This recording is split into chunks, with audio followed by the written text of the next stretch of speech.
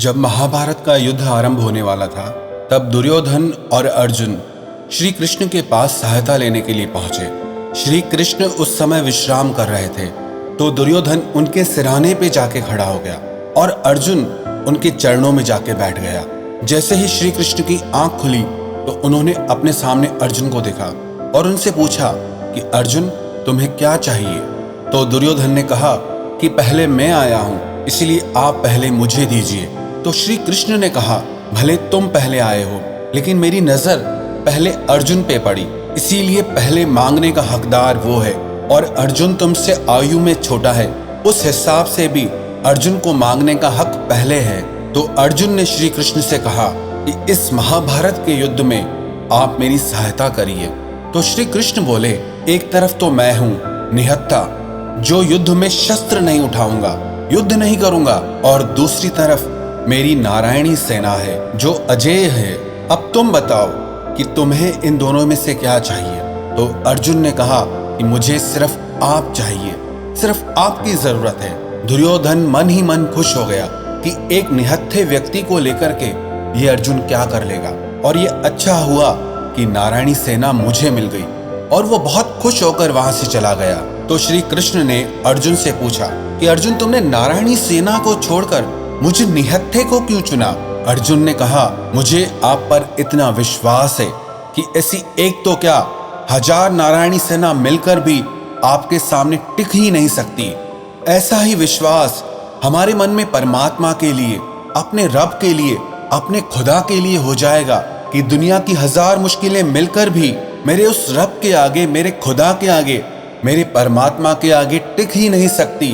तो विश्वास रखना, दुनिया की बड़ी से बड़ी मुसीबत भी आपका कुछ नहीं बिगाड़ सकती। एक प्रसंग महाभारत का और है। महाभारत का युद्ध चल रहा था। दुर्योधन ने भीष्म पितामह से जाकर के बहुत कठोर वचन कहे कि आप युद्ध भले हमारी तरफ से कर रहे हो, लेकिन आपका मन पांडवों से मिला हुआ है, आप ईमानदारी से युद्ध नहीं कर रहे हैं। दुर्योधन की इस बात को सुनकर भीष्म पितामह को बहुत क्रोध आ गया। उन्होंने कहा, अगर ऐसा है तो आज मैं प्रतिज्ञा लेता हूँ, कल या तो अर्जुन नहीं रहेगा या फिर भीष्म नहीं रहेगा।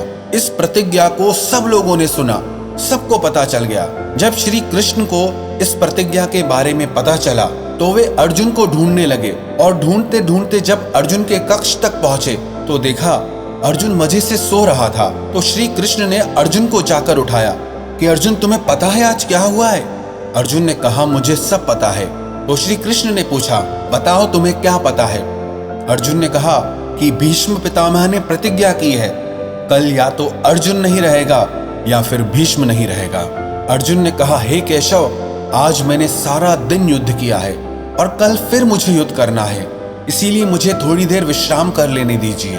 फिर श्री कृष्ण बोले, जब तुम्हें पता है कि उसने ये प्रतिज्ञा ली है कि कल या तो अर्जुन नहीं रहेगा या भीष्म नहीं रहेगा, तो उसके बाद भी तुम इतने निश्चिंत होकर कैसे विश्राम कर रहे हो? तुम्हें कोई चिंता नहीं हो रही क्या? तो अर्जुन श्री कृष्ण के चरणों में गिर पड़े और कृष्ण से कहने लगे कि जिसकी चिंता में व्याकुल होकर आप इधर से उधर भटक रहे हैं, जिसकी चिंता आपने अपने कंधों पर उठा रखी है, उसके बाद तो कोई मूर्ख इंसान ही होगा जो अपनी चिंता खुद करने लगे। जिन लोगों का भी परमात्मा में विश्वास होता है, वो बड़े से बड़े संकट, बड़ी से बड़ी मुसीबत से भी बाहर आ जाते हैं।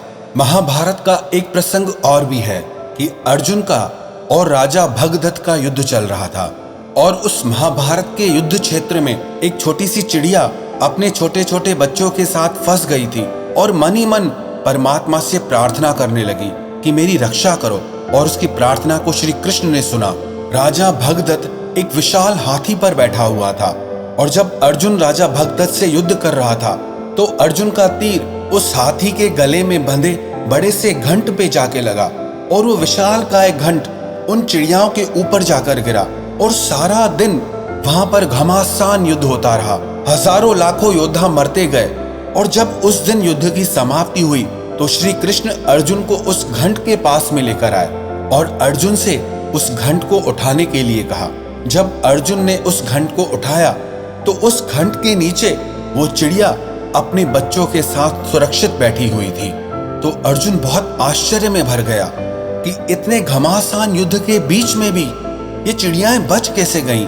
तो श्री कृष्ण ने अर्जुन से कहा, क्योंकि इन चिड़ियाओं का परमात्मा पे पूरा विश्वास था, अपनी आस्था पे, अपनी प्रार्थनाओं पे पूरा विश्वास था। इसीलिए आज इनके विश्वास ने ही इनकी रक्षा की है। अरे सारा खेल आपके विश्वास का ही है। मानो तो मैं गंगा मां हूं और ना मानो तो बहता पानी। आपको ऐसे हजारों लाखों मिसाल मिल जाएंगे जिनके विश्वास ने उनकी रक्षा की है, जिनकी प्रार्थनाओं ने उनकी जिंदगी में चमत्कार किया है। ऐसे ही जब भी कभी आपकी जिंदगी में मुश्किलें आए, कोई मुसीबत की घड़ी आ जाए, जब आपको लगे कि आपकी शक्ति, आपका सामर्थ्य, आपकी बुद्धि कुछ भी काम नहीं कर रहा, आप फंस गए हैं, तो ऐसी परिस्थिति में अगर आप परमात्मा पे विश्वास करते हैं, अपनी प्रार्थनाओं पे विश्वास करते हैं, तो यकीन मानना आपकी वो प्रार्थनाएं, आपकी वो दुआएं, आपका वो विश्वास आपको बड़े से बड़े संकट से भी बाहर निकाल के ले आएगा। अरे वो उजड़े को बसा देता है, वो बिछड़ों को भी मिला देता है। हम सब उठते तो खाली पेट हैं, पर वो परमात्मा सबको भरपेट सुला देता है। गलत कहते हैं कि दीदार नहीं होता, सच तो यह है कि देखने वाला खुद ही तलबगार नहीं होता। एक बार सच्चे दिल से पुकारो उस परमात्मा को, फिर देखना तुम्हारी मदद करने के लिए कैसे वो साकार नहीं होता। अरे वो किसी भी रूप में, किसी भी रंग में आकर के तुम्हारी सहायता करता है, क्योंकि सारे रंग, सारे रूप उसी के ही हैं। अरे तू चिंता मत कर, वो सब जानता है। जिसे कोई नहीं जानता उसे रब जानता है। प्रार्थना और विश्वास दोनों अदृश्य हैं, लेकिन दोनों में इतनी ताकत है कि हर नामुमकिन काम को भी पक्का मुमकिन कर देते हैं। तो जिंदगी में जब भी मुसीबतें आए, आपकी हिम्मत टूट जाए, आपसे दुख सहा न जाए, तो मन में ये विश्वास रखना कि वो परमपिता परमात्मा, वो ईश्वर, वो प्रकृति, वो परम शक्ति हमेशा आपके साथ है। जैसे उसने आज तक हर मुसीबत से, हर मुश्किल से आपको बाहर निकाला है, वैसे ही आज भी सारी मुसीबतों से, सारी परेशानियों से वो ईश्वर तुम्हें जरूर बाहर निकालेंगे।